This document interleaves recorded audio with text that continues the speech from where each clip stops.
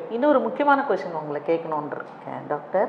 இப்போ வயதானவங்க வந்து தங்களோட எலும்பை நல்லா வலுவாக வச்சுக்கிறதுக்கு டெய்லி ரொட்டீனில் சிம்பிளாக என்னென்ன விஷயங்களை செய்யலாம்னு சொல்லுங்கள் டாக்டர். நிச்சயமாகவே மேடம். வயதானவர்கள் அப்படின்னு பார்க்கறத விட எல்லாருமே பொதுவாக என்ன பண்ணலாம் அப்படின்னு பார்த்தீங்கன்னா, ஒரு 40 நிமிஷம் ஒரு நாளைக்கு அவங்களுக்கு ஸ்பெண்ட் பண்ணணும். அவ்வளோதான், ரொம்ப சிம்பிள். காலையில் ஒரு 20 நிமிஷம், ஈவினிங் ஒரு 20 நிமிஷம். அட்லீஸ்ட் ஈவினிங் முடியாட்டா கூட காலையில் ஒரு 20 நிமிஷம் நிச்சயமாகவே செலவு பண்ணணும். காலையில் எழுந்து ஒரு வாக் அவங்க போகலாம்.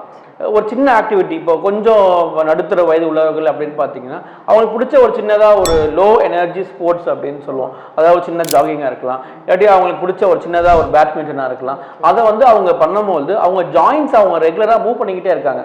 ஸோ அப்படி பண்ணும்போது என்ன ஆகும் அப்படின்னு பார்த்தீங்கன்னா, அந்த கால்சியமோட உற்பத்தி வந்து அவங்களுக்கு தடை இல்லாமல் இல்லை கம்மியாகாமல் நடந்துக்கிட்டே இருக்கும். ஸோ அப்படின்ற போது இப்படி பண்ணிக்கிட்டே இருந்தாங்கனாலே அவங்க இதில் இருந்து, அதாவது இந்த ஒரு மூட்டு தேய்மானத்தில் இருந்தோ இல்லாட்டி அந்த கால்சியம் பாதிப்பில் இருந்தோ அவங்க நிச்சயமாகவே பாதுகாக்கப்படுறாங்க. முக்கியமாக முதியவர்கள் வந்து அவங்க நடக்க முடியாட்டா கூட வீட்டில இருந்தே டெய்லியும் காலை தூக்கி மடக்கி ஈட்டலாம். டெய்லியும் படுத்துலேருந்தே ஒரு 20 டைம்ஸ் காலை மடக்கி ஈட்டலாம். ஸோ எல்லா ஜாயின்ஸையும் மூவ் பண்ணலாம். ஸோ இப்படி பண்ணால், அதாவது ஆக்டிவாக இருக்கணும், அவ்வளோதான். ஸோ இப்படி இருந்தாலே அவங்க வந்து ஹெல்த்தியாக இருப்பாங்க. Thank you doctor.